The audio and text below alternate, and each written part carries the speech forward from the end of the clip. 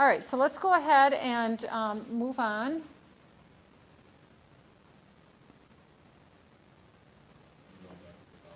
Yeah, let's go ahead and go to the PowerPoint. We are now down past that, all the way down.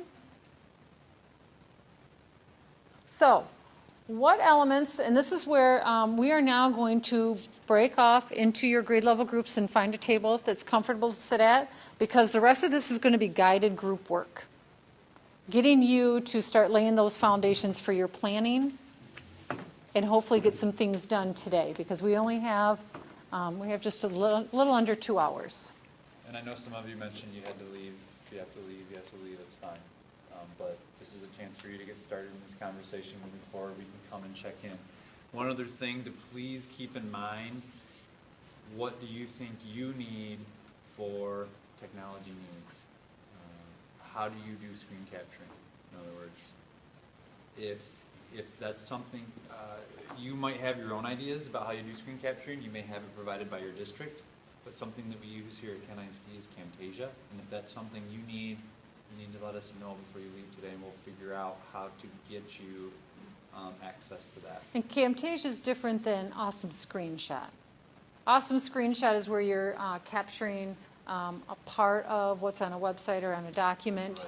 Right. Camtasia actually will take like a form and will record your voice over it, or take your PowerPoint and record your voice as you're talking, as she did in the module here. It's an actual screen, like a video capture versus, when I said screen capture, I meant screen casting, is what I should have said, screen casting. And that's what we're here for, to help you with some of those tools. And if you're not comfortable with that at this point, don't worry about it. Put that aside. We don't want cognitive overload today. Just think about what can you do between now and the next date. But we want you to be able to have access to it, and then we right. need to start that process now. So if you need it in some way, shape, or form, you need to know so we can figure out how to get it. Right. So thinking about what elements of the My ELA modules might be effective for us to replicate. Think about what might be some common expectations for our work, and we talked a little bit around that, but it's going to be really important that in your grade levels you talk about what are those common expectations. Whatever that means. Maybe you're going to talk about the level of the work, or those 3 or 4 main resources that are go-to resources that keep the common language. Or maybe there's one person who's going to read through them to keep the consistency. Whatever those expectations are, talk about those before you leave today. If you have vacations planned, talk about that with your group so they're not trying to communicate with you at some point in the next few weeks and you're not responding because you're out of the country or you're on vacation. And we respect that you're on vacation. Truly be on vacation, okay? So we're going to skip that. And we talked about the ELA progressions. Make sure that we're connecting to the standards. And then at the end, we're going to talk about what some questions your group has. So maybe you want to script those in your group. What might be the non-negotiables for your work? And whatever that may be. You know, maybe you hold true that you want student choice and teacher choice, and that you're constantly going to go back and poke at each other and say, where's the choice here? Yes? Okay. Have you established minimum expectations from your end, or are we kind of creating? That's what you're going to create. The minimum expectations of what they've said is that we're going to create assessments for around the standards for these foundations. We are going to create videos for both teachers and students. The teacher side of it is that PD side. For the students, it may be describing what it is they're assessing, if that's what you choose. In kindergarten aside, because that looks totally different. But for the other grade levels, you may be creating or identifying video clips for students to watch. Those are those extra resources. Okay, so the non-negotiables have to be that spreadsheet form of how we populate it. And we will just kind of, we'll find out from you guys today what your plans are and your ideas. And then we'll find a common thread so to speak, and communicate that with everybody. Above all, we want this to work at the end of the summer. That's not our responsibility, that's the team's responsibility, but we want to make sure the content is research-based, and it has to be research-based, and doable for a teacher. And if you think, you know what, this is a really good lesson, or this is a really good strategy, that teachers really need to be using this, then you'll probably have to create a video or background to make sure teachers fully understand how to teach that way. Okay? In those non-negotiables, really, we have to have this tool done by September 30th. That's why our deadline is September 15. That's when the state gave us, you heard Dorothy, she's going, and they're sharing with the legislature what's going on. Not to put pressure on you, we're just saying that our expectation then is to have the assessments done and 2 lessons, strategies for those priority standards. Ideally we'd have them all, but we recognize that it depends on if you get into a role and you're really feeling good about those lessons, you can start to really start to push those out, but that doesn't always happen that way. Pam? Yeah, go ahead. Define priority standards, where do they get them? We showed that one document. Unfortunately, for the reading foundations, they're pretty much all of them. But once you get past those foundations and you start to say, Oh, that spreadsheet has them? yes. And if you have questions later on and you leave here and you go, oh, what was that again? We are going to really try to make sure in those Google Docs that we have those. So if you missed it, then someone else probably did too. We will try to make sure that it's maybe labeled something different so it's easier to find, or make sure it's in there.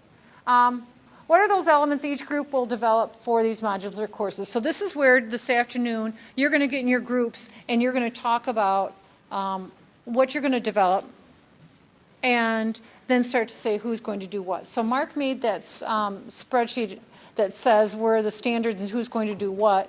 You might want to add more details or notes in there to be explicit so that when you leave here, even for yourself, I know sometimes I get like that and I sign up for something, I leave and I go, what's that again I was going to do? That's for you, for your note taking. So right there, so if you want to add more notes on the sides or within that document, feel free to do that so that everybody's clear on what you're going to be creating. The video outline, Mark will provide, and we talked about making up some protocols for that. We will do that for our July dates. Don't feel pressured to do those videos now. Yeah, it should be just 8 through K, watch the models. Just imitate what's there. But we've gotten, Pam, would you say we've gotten very, very positive feedback on those modules? Yes. I don't see a reason to make adjustments. And use 8 through K, we'll have a more formalized checklist for it. To help kind of like review. But go with the lesson plan, that's the best checklist of it all. So if the lesson plan's in order, then it's just a matter of putting together a PowerPoint and do it later. And then we can see about getting a template of a PowerPoint. Right. Make it consistent. Yes. Yeah, maybe we can check Yes. Linda or somebody on We did that. that last year. That's a good idea. Did I do that before? Yeah, you made a slide for us. Huh. Well, I made the slide, but I want to do the whole thing, like what Lorinda had, for example. Then we can just populate our own information. Do you want to go back to the presentation and we'll just kind of give them a nutshell?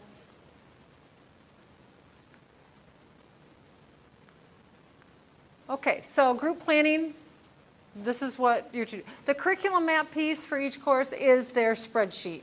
They call it curriculum maps. It's not what we call curriculum maps. I know, I asked her clarification on what that really means, and she says, oh, it's a spreadsheet. So, okay. So how might we assess the reading for literature and reading for information? Those are just some things that you might want to have conversation on, or you may say, you know what, let's table that and get to that later. Because that's one of those complex things. Before you leave today, we want you to create a timeline for your work. Using the standards progressions, begin to identify your work, what needs to be done, when, how, who will do it, and what way will your course be developed, meaning who will do what, when, and how. And again, there's that freedom and flexibility within your group to say, you know what, I feel really comfortable doing X and Y. Okay. Identify key resources the group might use and put that into the Google Doc and draft one lesson within the tool together if you have time. But this is your time now to talk about it and start to get some work done and kind of feel like, okay, this is really doable for us. I liked the idea of Megan saying that it makes sense probably to start with the end in mind and looking at those assessments and how will we assess and what's that data going to tell us and then how do we teach to that.